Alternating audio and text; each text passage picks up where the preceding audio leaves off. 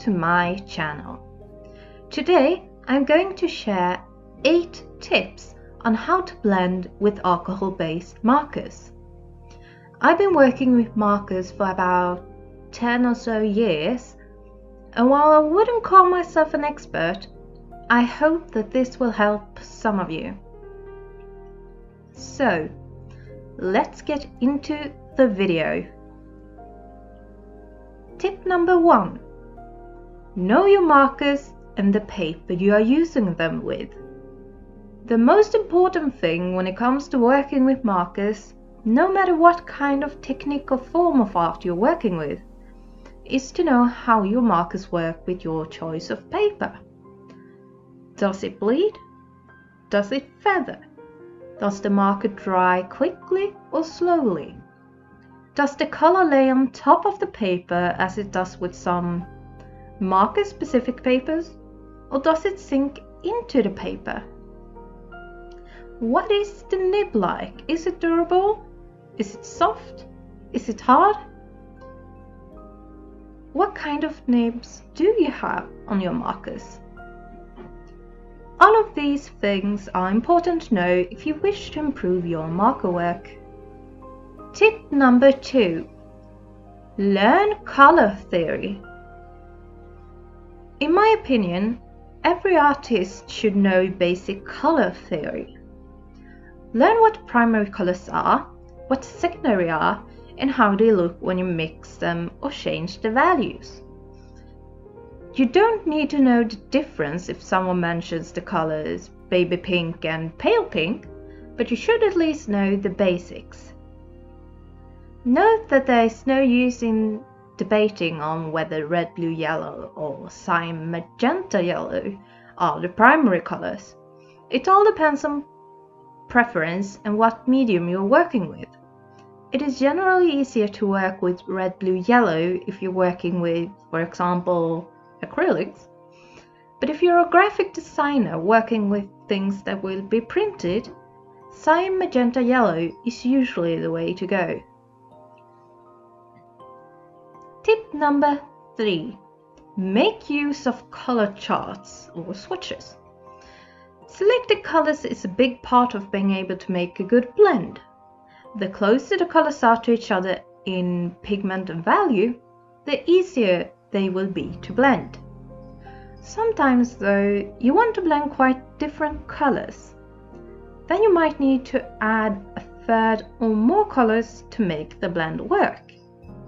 If you have all your colors swatched, then you can easily find colors that will fit your needs. Tip number 4. Start easy. When you're first learning how to blend colors, I suggest to start blending colors that are similar.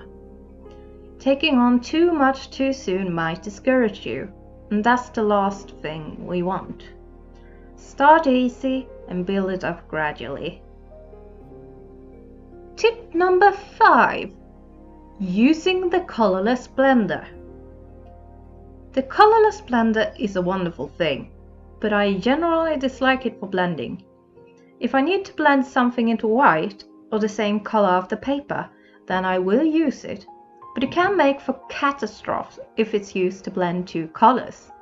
The colourless blender dissolves the colors that you put down and is better used for other things such as lightening up certain spots or fixing mistakes if you have, for example, colored outside the lines.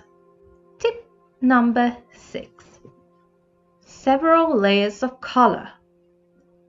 Don't be afraid to layer the colors that you're trying to blend. Layering colors can help smooth out your colors, leaving you with even layers without streaks. Tip number 7. Dark to light or light to dark.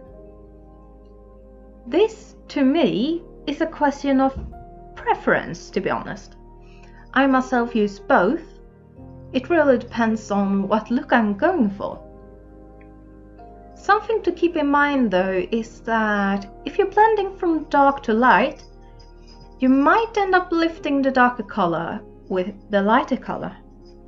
This is similar to what a colourless blender does, so it's a good idea to try out the colors on a scrap piece of paper before trying it out on your drawing.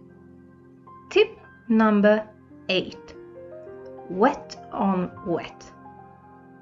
This is probably the easiest way I've found to get a good blend when I want it to be as seamless as possible.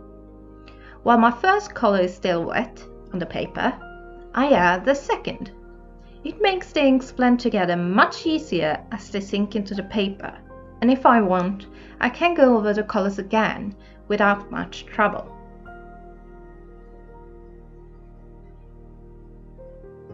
And those are my 8 tips for blending with alcohol-based markers. Please tell me what you think and if you want me to make more videos like this in the future. If you like this video, please like, share and subscribe. If you have any suggestions for future videos, please leave them in the comment section below. Have a lovely weekend and I will see you next week. Bye!